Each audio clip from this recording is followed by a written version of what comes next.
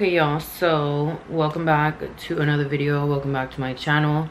I'm gonna try to make this video as quick as possible and to the point, because I have been wanting to hold on, I have been wanting to talk about this topic for a while, just because I feel like going through it, I realized, or not realized, I realized a lot.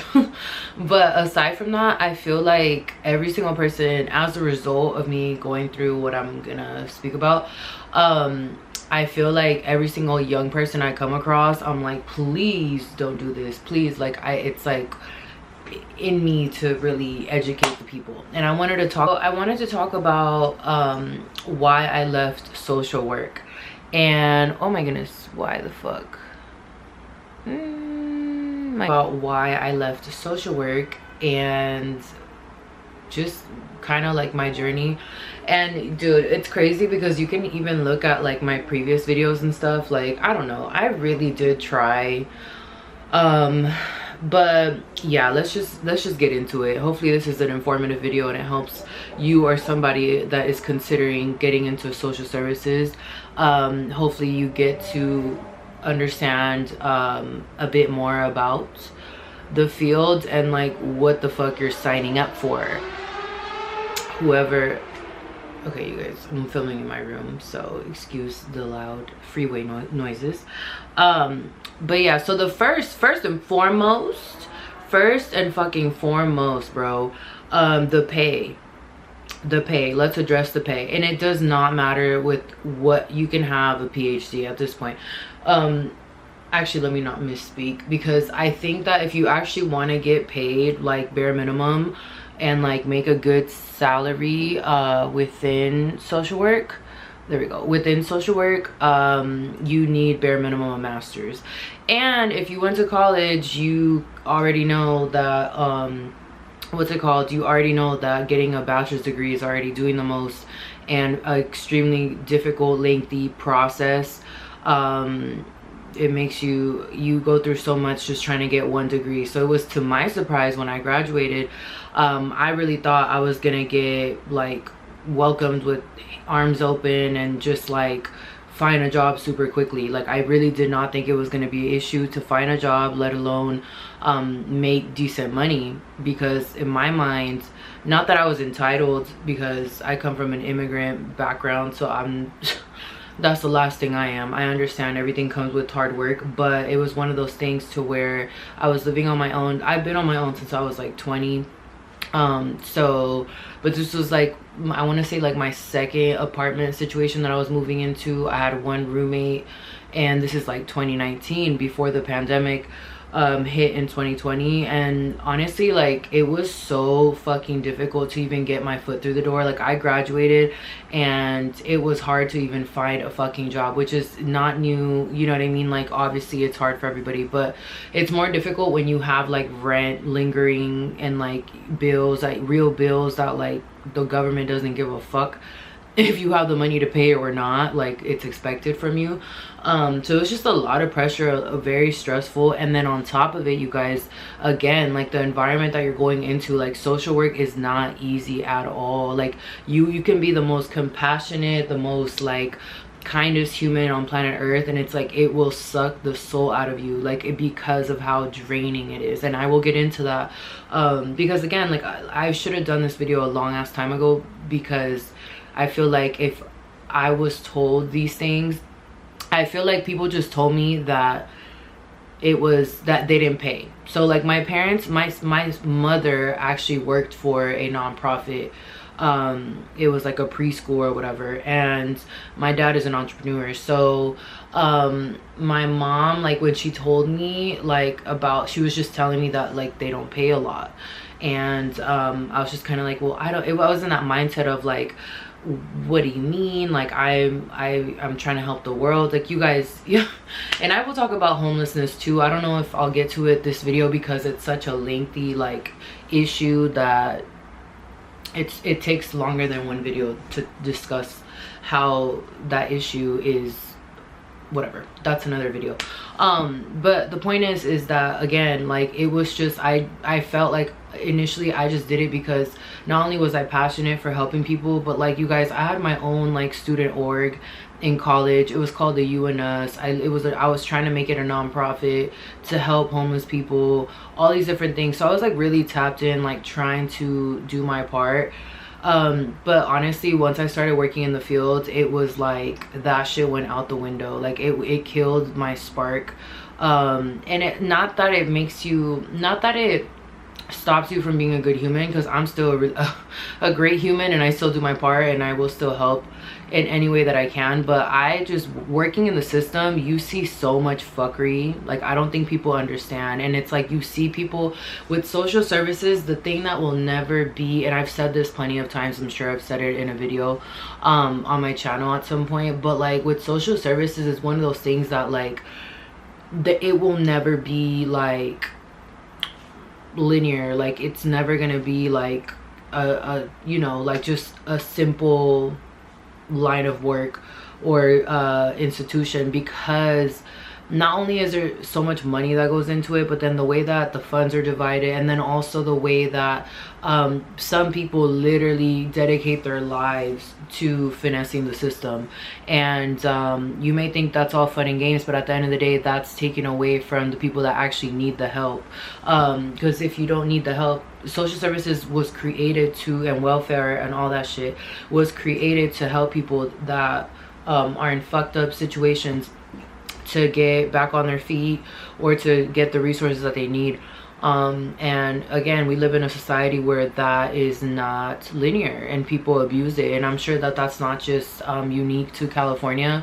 I'm sure that this is the case like all over, you know, like just all over the US pretty much. But yeah, so that was the biggest thing. Again, pay, like I said, you guys, and just full transparency, this is me with a degree. I was getting paid, my first gig was working at a group home, and it was like, they're teenagers, like I want to say anywhere from 14 years old to like 17.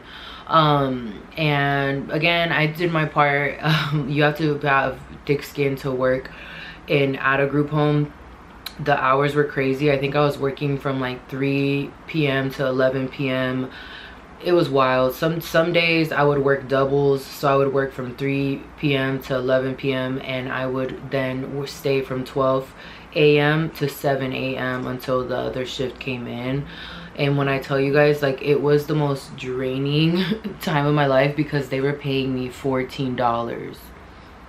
I was getting paid $14 with a degree in 2019, okay?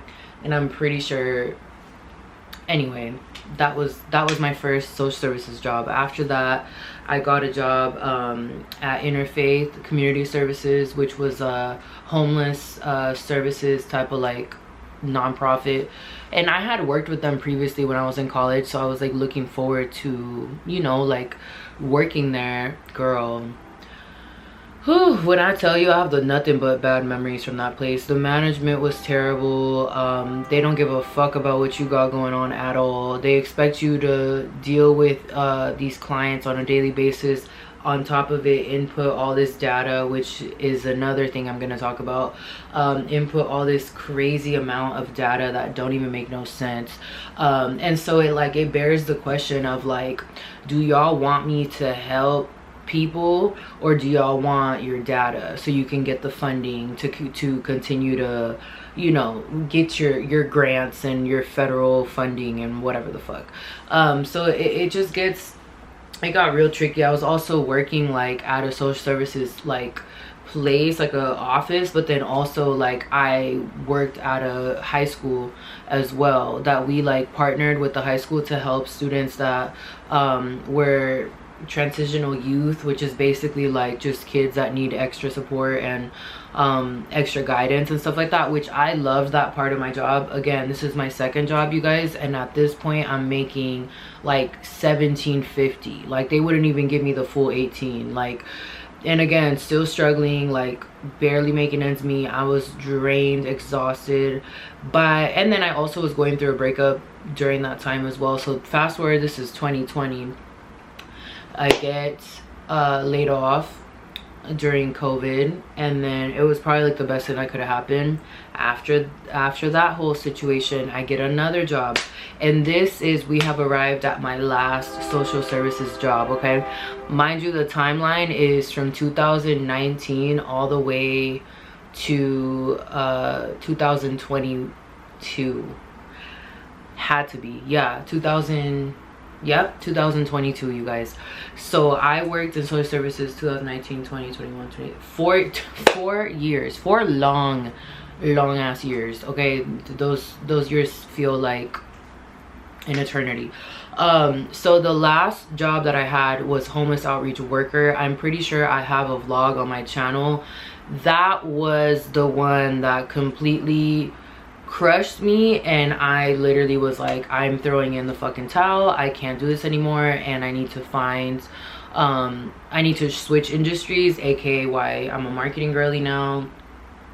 And it's still stressful in its own way, but it's stressful in a different way, and I will get into that as well. But yeah, I worked this job, and basically what I had to do, my daily, let me go through like my week. So basically I was expected, I kind of had like my own schedule. The only cool thing about that job was that I was able to work from home on Fridays, and I really looked forward to that because again, my weeks were really stressful. So just high stress level. And so again, I'm working with homeless people mostly. That's like, it's basically like a clinic, low income clinic for people that are experiencing mental health symptoms, and like they basically can go there to get services. So it was kind of like that vibe. It was a mental health clinic. So you can imagine we saw every type of patient possible with every type of diagnosis, like bipolar disorder, schizophrenia, psychosis, you fucking name it. Okay. And then also I was expected every single Tuesday to do outreach work, which basically is you go into the actual field with cops, and then you go with cops, and you go with nurse, public health nurses. Then they help give like the shots so there isn't any outbreaks for like hepatitis and shit like that. And you go to the actual streets, and these were probably the worst days because first of all, the cops fine the homeless people, which I'm like, fining them is not gonna solve the problem. But so that was always awkward to watch because I'm like, they're homeless, like why are you finding them? But whatever, they would find them and then connect them to services, and I was the services. This was another issue that, you guys, I literally, it drove me insane because like I would have people blowing up my phone every other day talking about I need housing and wooty, like super entitled, like I need housing and they told me to call you. And I was in charge of 2 shelters, adult shelters, female and male, and I had to do all of the intake paperwork for each of these patients or people to get them into the housing program. And then I had to do weekly meetings, host the weekly meetings, go through everything with each of the housing patients and make sure that they're doing well for the week and that they're meeting their goals and that they're basically just not on their ass, because it's a temporary transitional housing shelter. So that's not like permanent housing at all, but some people will try to play the game so they can get extended and shit like that. So it was the most stressful. Like I handled it beautifully. They were paying me way more, not way more, but like I think when I started it was like 20 bucks. Mind you, I was getting paid $17.50 before, so I was like, oh, okay, like that's a little bit more, whatever. And then I had to fight crazy, you guys. Literally had to fight and with my boss and my boss's boss, because they wanted to, after 2 years I believe of being there, because I started in 2020, yeah, 2 years of being there, they wanted to give me a $23 raise, a $3 raise. I was like, y'all are giving me more than that or I'm leaving. Because what, like the amount of work that you do on a daily basis. And then also, like I said, the biggest thing that was like, aside from all the things that I had to do, you have to input data into the system on a daily basis. You're literally, there would be days that I would be locked in my office, just literally like inputting data for hours, because you're held accountable for the data, and like the county requires that. Mind you, this was the county of San Diego. They require all of these things, but it's like, how do I help people keep my sanity, manage 2 housing shelters, deal with the, you know, do the weekly outreach and input all the data and be okay mentally myself, etc., which they don't even consider, because all they will ever tell you is don't take the work home. And also it's that really, like, I don't know about you guys, but I'm very like, I like feeling accomplished. I like feeling like, oh my god, I finished a task. Like, that's like the best feeling for me ever. I literally have like little to-do lists throughout my day just to keep me on track.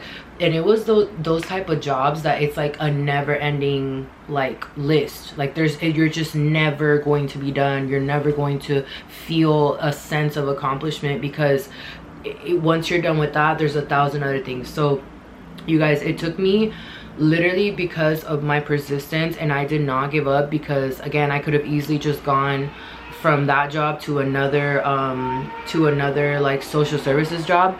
But I was at that point, again, this is 2022, at that point I was so mentally low at that point that I was like, I am going to stay here until I secure a job in marketing, because again, trying to pivot into another field is not the easiest thing at all. And like, it's really easy to give up, because it's not, it takes time, and people won't give you a shot unless you have legitimate, like, you know, just experience on your resume. And like, of course I wanted to keep my integrity, so there was that too. But, and again, one of the craziest things, aside from all these different things, you guys, was also that one day I remember I came into my office, and there was like a door entrance from like my personal office, and I would use that door sometimes to just come through it. And I got to my office, and there was like 2 homeless people like shooting up heroin like in front of my office. And that was just like, I remember that day just like completely like giving up, aside from 1,000 other things that I dealt with, you guys. And that's exactly why I'm gonna make another video on homelessness and like just that whole situation, because there's people are so misinformed on homelessness, and it's just like insane. So yeah, this was my long short video ranting about why I left social services. I'm still a good human. I still have a heart with after working in this field, but I just want whoever watches this that is wanting to go into social services, know what the fuck you're signing up for right now. And please know that it will affect you. Like, it will affect you. I don't give a fuck if you have the hardest shell. I have a very strong character. I've had a very strong character my whole life, and I think that's why, like, even I remember my roommate at the time, like, she would even tell me like, bro, I don't know how you work at a group home. Like, that is so difficult. And it's like, it is, because if you don't have a strong character in any social services, like, they gonna walk over your ass at the end of the day. So yeah, I hope you guys learned something or gained a new perspective from this video, and I will see y'all in my next video. Thank you for watching, and yeah.